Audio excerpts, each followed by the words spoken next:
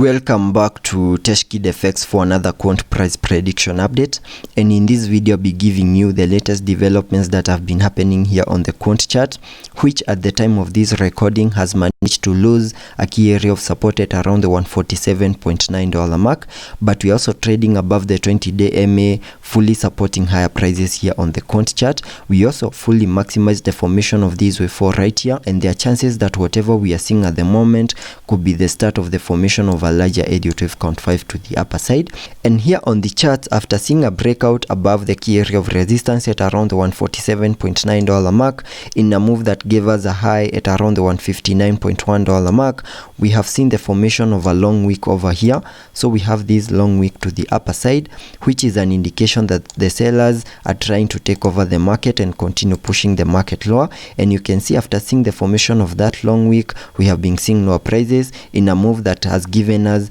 a break below that key area of support at around the $147.9 mark. And before I give you the moves that I'm expecting after seeing that long wick to the upper side and also a break below that key area of support, first give this video a thumbs up, subscribe to the channel, and also check out the channel membership. And also allow me to start the video here on the 4-hour chart by first giving you a quick recap of what has been happening, where you can see that Quant, after making it to an all-time high, we started the bear market where we had been seeing no prices in this ABC corrective structure, which took us back to around the $40.1 mark. And after seeing the bear market low, we started a very nice bounce to the upside in a move that had been obeying the Elliot wave structures, where you can see that I have this Elliot wave structure in blue, having the wave 5 making its peak at around the $229 mark, and also completed the formation of that first wave to the upside. And after seeing the formation of a larger Elliot wave count 1, we also expected the formation of a larger Elliot wave count 2,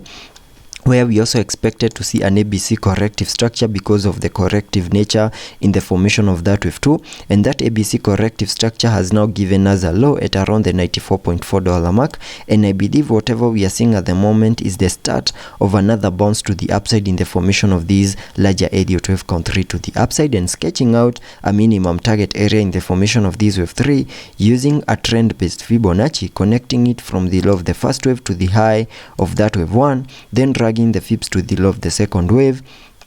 That gives me a minimum target area in the formation of that wave 3 at the fib level 1.618, which perfectly lies at around the $398.3 mark, and that is the minimum that I'm expecting that larger Elliot wave count 3 to the upside to do. And getting a little bit into the details of the formation of that wave 3, which is an impulsive wave, and because of its impulsive nature, we also expect to see a 5-wave structure in formation, where I believe we have seen the formation of that first wave, we have also seen the formation of that wave 2, we have also peaked in the formation of this wave 3, and I believe we have also seen the low for this 4th wave to the lower side. And whatever we are seeing at the moment could be the start of the formation of this wave 5 to complete an even larger Elliot wave count 1, which is a fractal wave within the formation of that larger Elliot wave count 3. And by first showing you that this wave 3 to the upside has peaked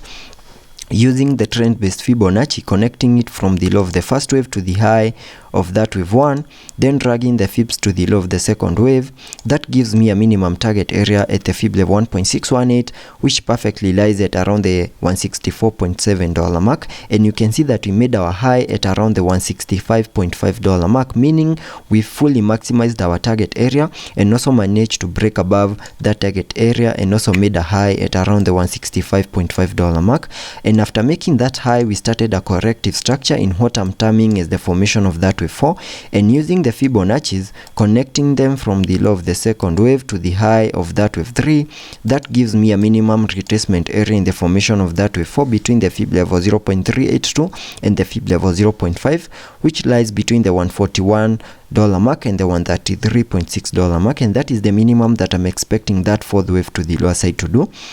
And you can see we fully maximized our target area, and after fully maximizing our target area, we started another bounce to the upside, which gave us a breakout above the key area of resistance at around the $147.9 mark. And after seeing that breakout to the upper side, we expected a retest, and the retest over here was not a success because you can see we lost that key area of support once more, and we have continued pushing lower and found support at the 20-day MA here on the 4-hour chart, and that is what is giving us support. And after finding finding that support, we are seeing a bit of a recovery to the upside in what could give us maybe a retest, and in case we see a retest of this key area of support, then there are chances of continuing to push even lower to fully maximize the target area by going back to around the $133.7 mark. So that is the very first possible scenario that could play out here on the Quant chart. The other possible scenario is that whatever we are seeing over here could be the formation of that wave 5 to the upside, where we also expect to see a 5-wave structure in formation, and I believe this could be the formation of that first wave, and this could be the retracement to the lower side in the formation of that wave 2 before we expect a wave 3, then a wave 4, and then a wave 5 to fully maximize the formation of this wave 5 to the upside. That is once you see the formation of this wave 5, and I can change the color of that fractal wave so that we can see it better. So that Elliot structure in yellow is a fractal wave within the formation of that higher Elliot wave count 5, and getting to see whether this is a second wave using the Fibonacci's, connecting them from the low of the first wave to the high of that wave 1. That gives me a minimum retracement area in the formation of that wave 2 between the fib level 0.5 and the fib level 0.618, and there are chances that we might have seen the low for this wave 2, and soon we are going to see a break above the key area of resistance at around the $147.9 mark, and in case that happens, then I'll be expecting a successful retest, and in case the retest is a success, then we can continue pushing even higher, unlock higher prices, and fully maximize the formation of this wave 3. And assuming that the low is in the formation of this wave 2, we can also sketch out a minimum target area to the upside in the formation of that wave 3 using a trend-based Fibonacci, connecting it from the low of the first wave to the high of that wave 1, then dragging the fibs to the low of the second wave, and that gives me a minimum target area